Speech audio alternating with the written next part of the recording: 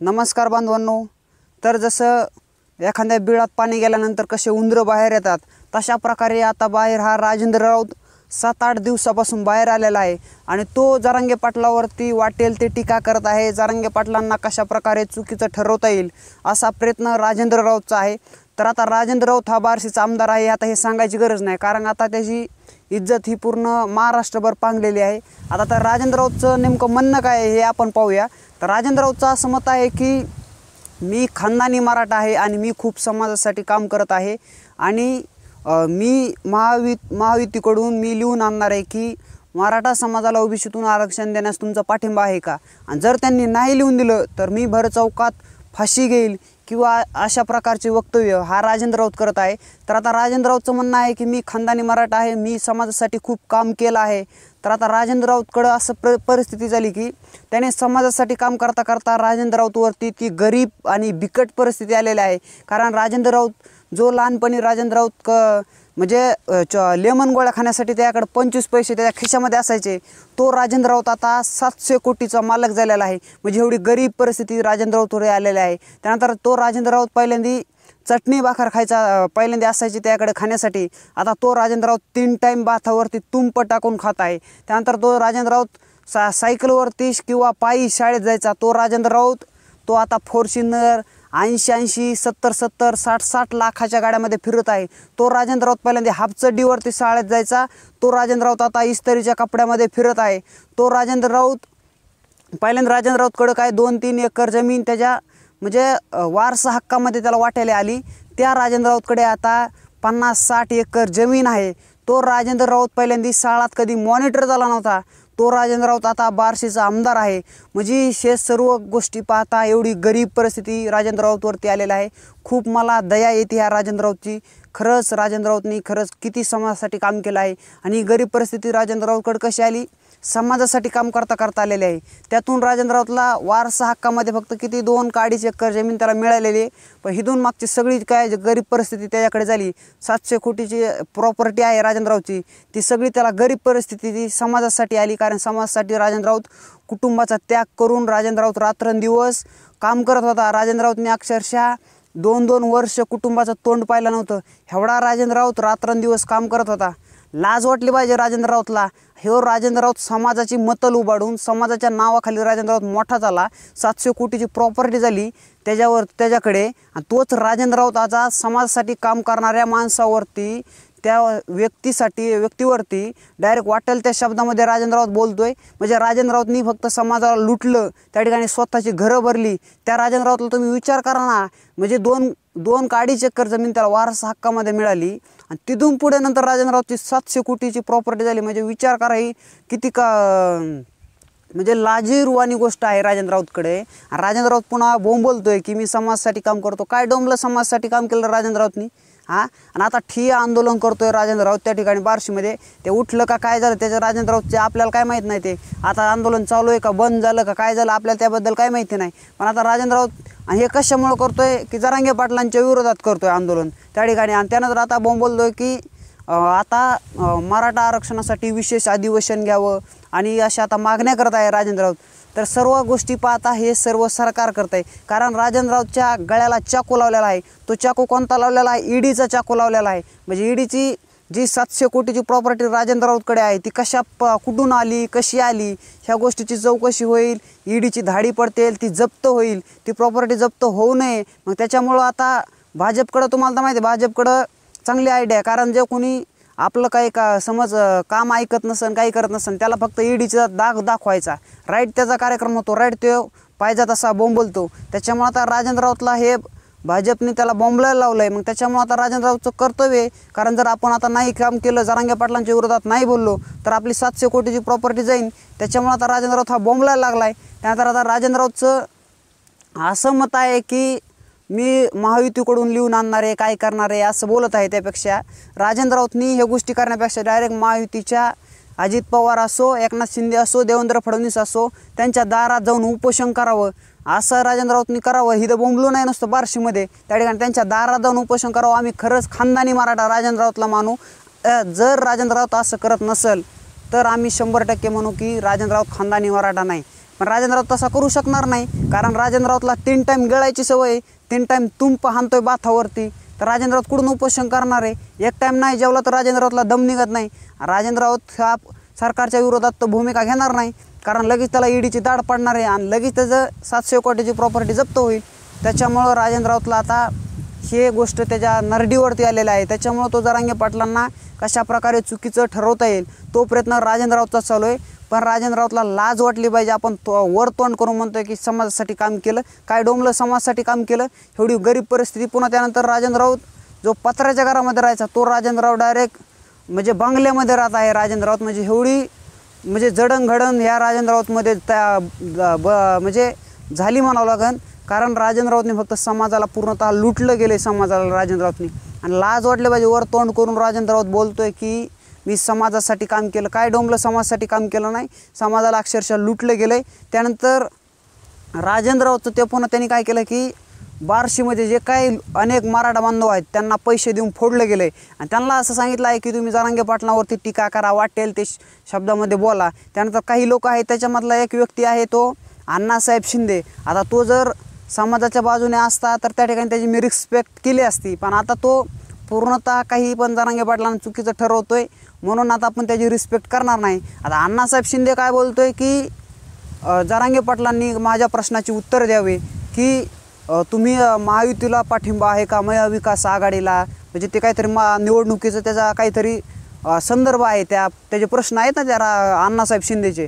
आणि तो कुठं बोंबलतोय? मीडियावरती बोंबलतोय. काय बोंबलतोय? मीडियावाला तर एक टकूचा आणतोय, मीडियावरती ते बोंबलतोय की माझ्या प्रश्नाची उत्तर जरांगे पाटलांनी द्यावं. आता मला सांगा, हा अण्णासाहेब शिंदे गाडी बसल्या बसल्या बोंबलतोय, मग तुझ्यात तेवढा दम नाही का डायरेक्ट जावं आंतरवाली सराटीमध्ये त्या ठिकाणी जावं आणि जरांगे पाटलांना जे काय वाटेल तेवढे तुझे प्रश्न विचारावे?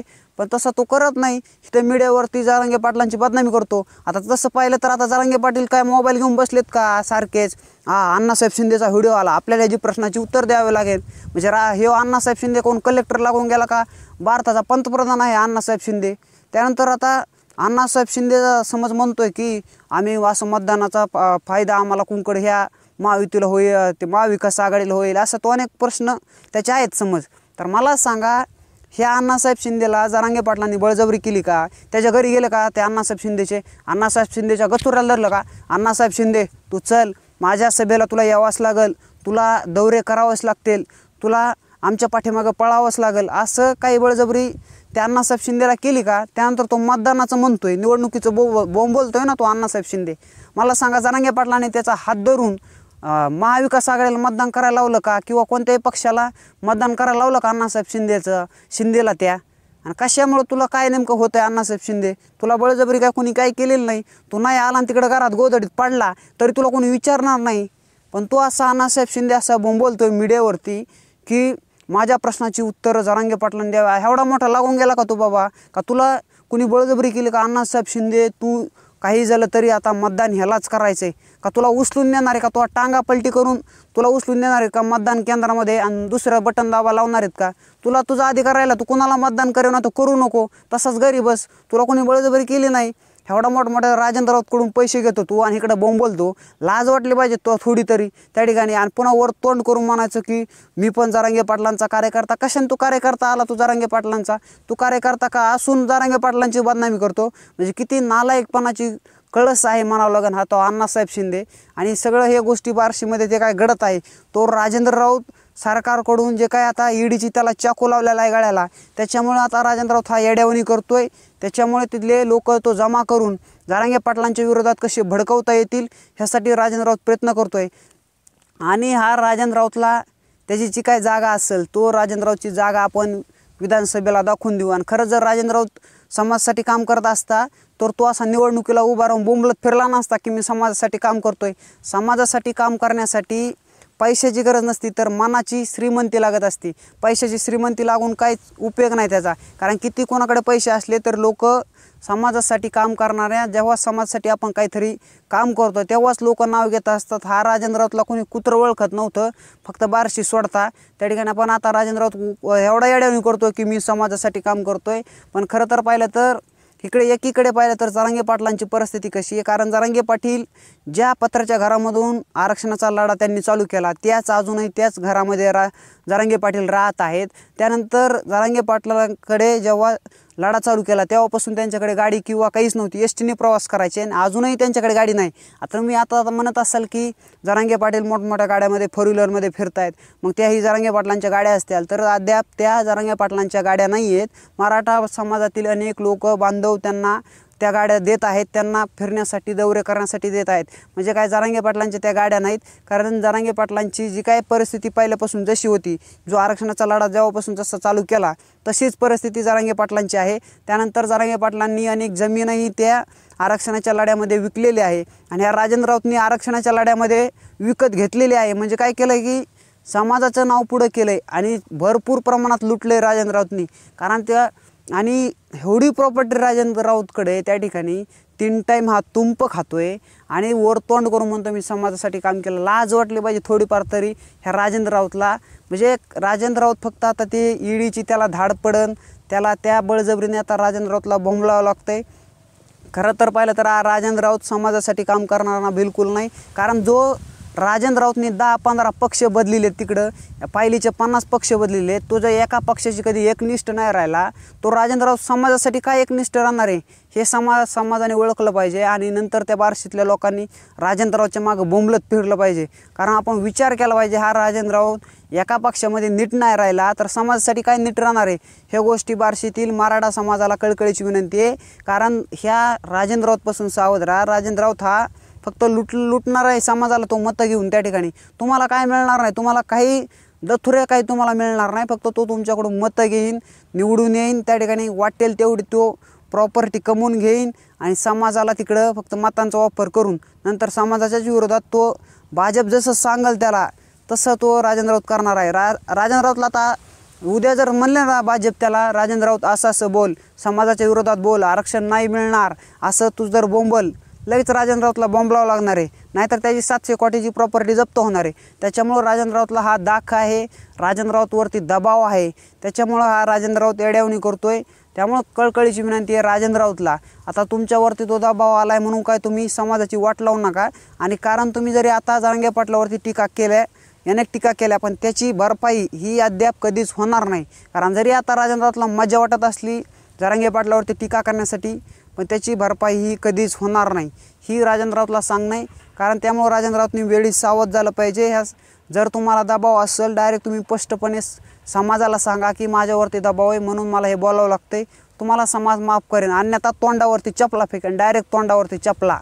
कारण त्याच्यामुळं राजेंद्र राऊतला कळकळीची विनंती आहे, आम्ही म्हणजे तुमचा आणि आमचा दुश्मन दावा नाही किंवा विरोध नाही। कारण दुश्मन दावा काय असतं तर इथून मागं मी अनेक व्हिडिओमध्ये बोंबलला असतो, अनेक ठिकाणी मी व्हिडिओ बनवले असते राजेंद्र राऊतच्या विरोधात, पण त्या ठिकाणी आमचा बिलकुल विरोध नाही। कारण राजेंद्र राऊतने आता विरोध केला आहे, समाजाला असेल किंवा जरांगे पाटलांना असेल, म्हणून मी बोलतोय अद्याप आमचा विरोध नाही राजेंद्र राऊतला। त्याच्यामुळे राजेंद्र राऊतनी आताच संधी आहे राजेंद्र राऊतला सुधारण्याची, त्याच्यामुळे आताच काय ते सुधारावं ही राजेंद्र राऊतला कळकळीची विनंती करतो। आणि तो अण्णासाहेब शिंदे जो राजेंद्र राऊतच्याच तुकड्यावरती बोंबलतोय त्याच्यापासून बार्शीतील मराठा बांधवांनी सावध व्हा, अन्यथा आपल्या ह्या पिढ्या बरबाद झाल्याशिवाय राहणार नाही। कारण आरक्षणाचा एवढा मोठा लढा विस्कळीत येईल, कारण इतके वर्ष जरांगे पाटलांना लागलेत समाजाला एकजूट करण्यासाठी, तर आता आपण थोड्यासाठी जर हे आंदोलन विस्कळीत आलं तर त्या ठिकाणी आपली वाट लागेल। आपल्या अनेक पिढ्या हे आंदोलन करण्यात चाललेल्या आहेत आणि त्याच्यामुळं सांगणं आहे की आता आपला अंतिम टप्प्यात हे आंदोलन आलेलं आहे। त्याच्यामुळं कुणीही फूट आपल्या आंदोलनामध्ये पाडण्याचा प्रयत्न करत असेल तर त्याला लायकी दाखवून द्या आणि आपल्यामध्ये समाजामध्ये फूट पडणार नाही ह्याची काळजी सर्व मराठा बांधवांनी घ्या, ही सर्व मराठा बांधवांना मी कळकळीची विनंती करतो आणि इथंच थांबतो। जय हिंद, जय महाराष्ट्र, एक मराठा लाख मराठा। तर काय झालं तर आपण हे व्हिडिओ अगोदरच बनवला होता, मी 5-6 वेळेस रेकॉर्ड केला व्हिडिओ, पण ते काय व्हायचं की त्याचा व्हॉईस जे मी काय बोलतोय ते व्हॉईसच रेकॉर्ड होत नव्हता, व्हिडिओ रेकॉर्ड व्हायचा। त्याच्यामुळं आपल्याला 7-8 दिवस लागले, त्याच्यामुळे उशीर झाला, त्याच्याबद्दल मी सर्वांची दिलगिरी व्यक्त करतो आणि इथंच थांबतो।